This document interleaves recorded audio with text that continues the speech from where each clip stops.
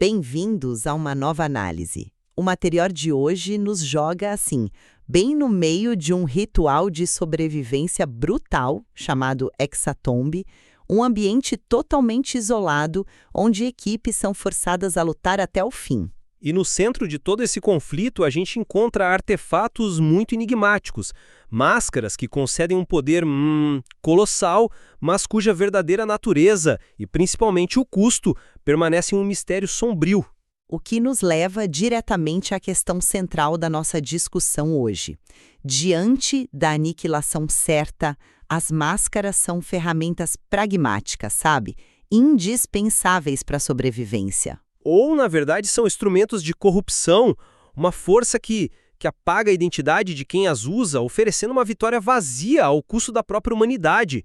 Eu vou defender que esse preço é alto demais. E eu vou argumentar que, em um jogo onde as regras são vida ou morte, o poder que elas oferecem não é bem uma escolha, mas sim uma necessidade. A realidade do Hexatombe é de uma violência, assim, sem filtros. Não existe espaço para hesitação. A gente vê isso de forma muito clara no relato de Pomba, cuja equipe foi completamente dizimada por agressores que ele chama de vampiros. E essa mesma brutalidade se materializa no ataque que o Aguiar e o Henry sofrem no final. Eles estão diante da vampira Sabara, uma criatura que domina eles com uma facilidade assustadora. Nesse cenário, a escolha não é mais entre o certo e o errado, mas entre viver e ser aniquilado. O poder da máscara, que se manifesta na transformação visceral do Aguiar, não foi uma decisão calculada. Foi a única resposta possível para uma morte certa. É uma ferramenta de sobrevivência pura e simples, ativada no desespero absoluto para equilibrar um confronto que era impossível. Olha, eu já vejo essa cena por uma ótica completamente diferente.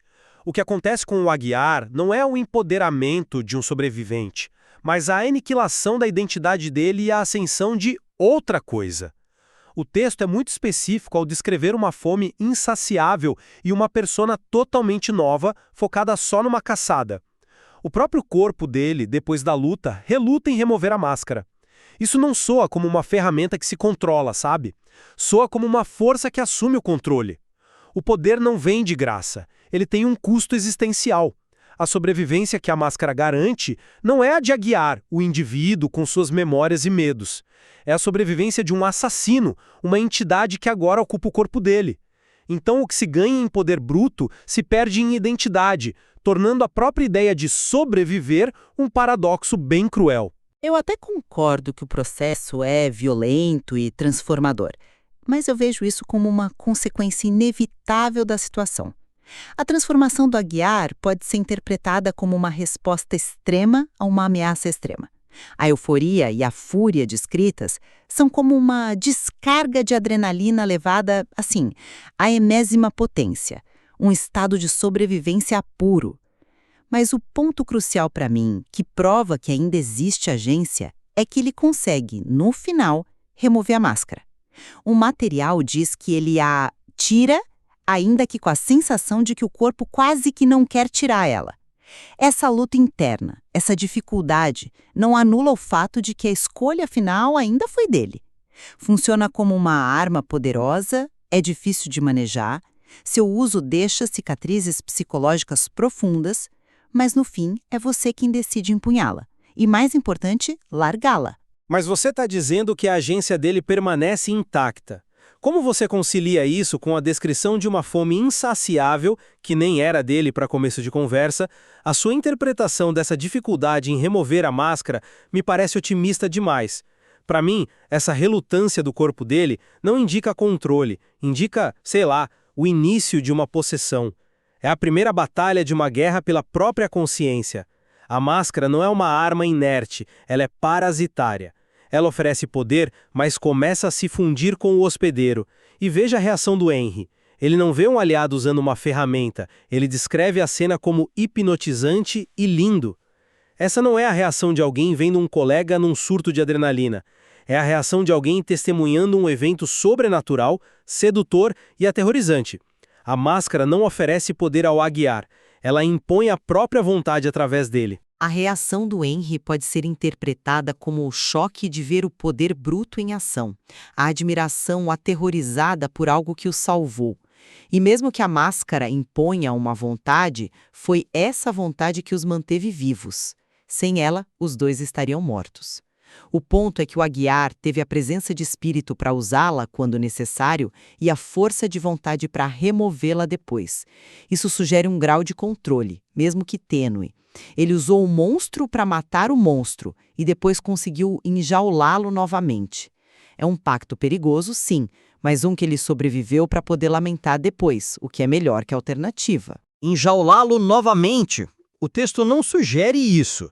Sugere que ele mal conseguiu fechar a porta da jaula e que a ferra lá dentro está mais forte agora. A gente não sabe que tipo de influência residual a máscara deixou. Ele pode ter vencido a batalha contra Sabará, mas pode estar perdendo a guerra pela sua própria alma. Chamar isso de controle é ignorar o aviso claro que o material nos dá. Este poder tem uma consciência própria, e ela é predatória. A cada uso, a linha que separa o usuário da máscara se torna mais e mais tênue, até que talvez não exista mais. E essa linha tênue é exatamente o campo de batalha do Hexatomb. Não é só sobre força física, mas sobre a capacidade mental de gerenciar esses riscos. E isso me leva a outro ponto, a estratégia. A maior parte do tempo dos participantes não é gasta em combate cego, mas em coletar informações, decifrar anotações, formar planos. Eles estão ativamente buscando alianças com os psicoleiras e os couraças. É um jogo mental complexo, que exige uma capacidade de processar informações e antecipar movimentos, quase como uma campanha de RPG, sabe? Onde você precisa de criatividade, estratégia e uma imersão profunda na lógica do mundo. Exatamente. É um ambiente que exige um nível altíssimo de cognição.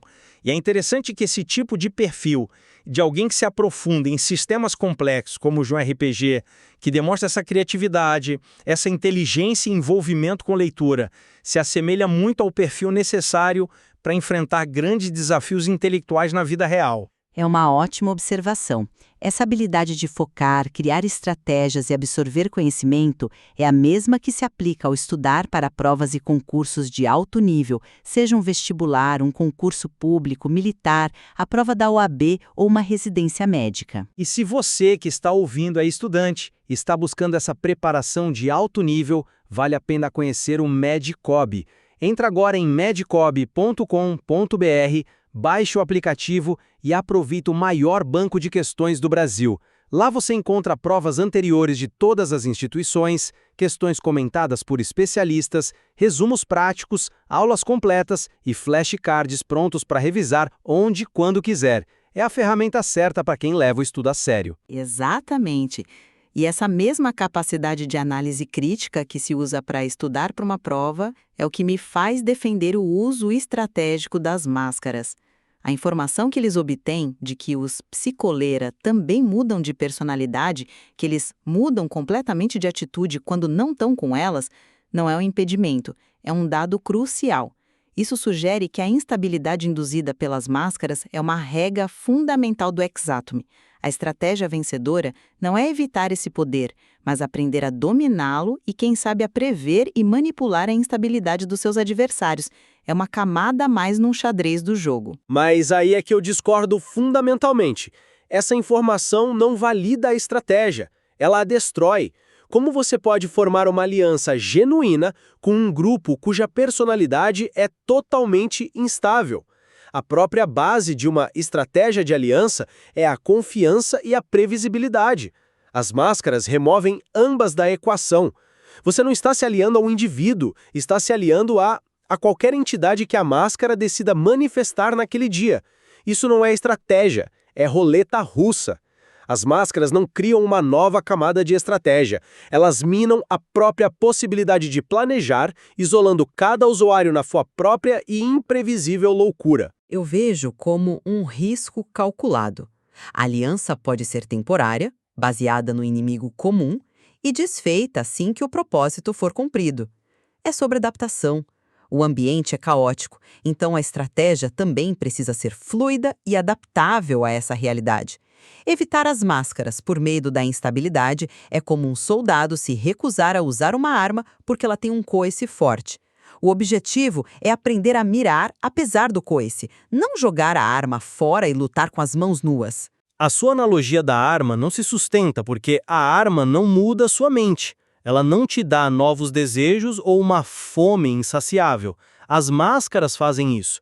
Elas tornam a confiança impossível e, sem confiança, não há cooperação, apenas traição iminente.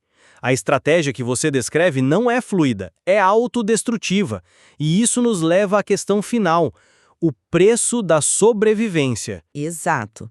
E no Hexatomb, cada decisão tem um preço. É um ambiente de soma zero, né?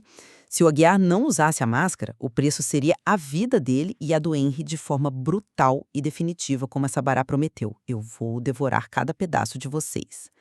Ao usar a máscara, o preço foi a estabilidade psicológica, a paz de espírito. É um preço terrivelmente alto, eu concordo. Mas é um preço que os mantém vivos e com a chance de lutar mais um dia. É um cálculo pragmático e frio. A sobrevivência física precisa vir antes da integridade psicológica, porque não se pode preservar uma identidade que já foi completamente aniquilada. Olha, esse argumento não me convence porque ele assume que o eu a ser salvo é o corpo físico. Mas o que define uma pessoa?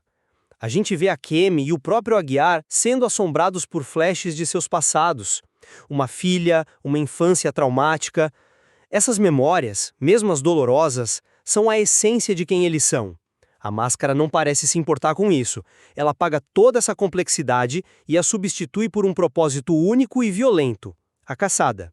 A sobrevivência que ela oferece é de uma casca vazia, um corpo animado por um instinto predador, desprovido de toda a humanidade que tornaria essa sobrevivência valiosa. Eu te pergunto, o que adianta o corpo do Aguiar sobreviver se o eu de Aguiar, com sua história e suas falhas, for destruído no processo?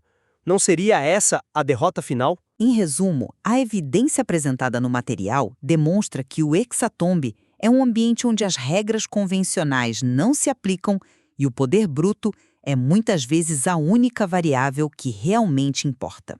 As máscaras, por mais perigosas e psicologicamente custosas que sejam, representam uma chance real de lutar contra ameaças que, de outra forma, seriam intransponíveis. A questão fundamental que emerge não é se elas devem ser usadas, mas como seus portadores podem aprender a dominar essa força avassaladora sem serem totalmente consumidos por ela. É uma dança no fio da navalha. Por outro lado, a transformação do Aguiar serve como um aviso sombrio e, para mim, o ponto central da narrativa. As máscaras oferecem uma falsa promessa de poder, uma barganha faustiana que troca a identidade pela mera sobrevivência do corpo. A vitória obtida através delas pode ser, no fim das contas, a derrota mais profunda do indivíduo. O material sugere que o verdadeiro desafio do Hexatomb talvez não seja dominar as máscaras, mas encontrar uma forma de superar seus horrores sem se render à sua influência corruptora. A discussão sobre o que constitui o eu e o que realmente vale a pena salvar permanece em aberto, com muito mais a ser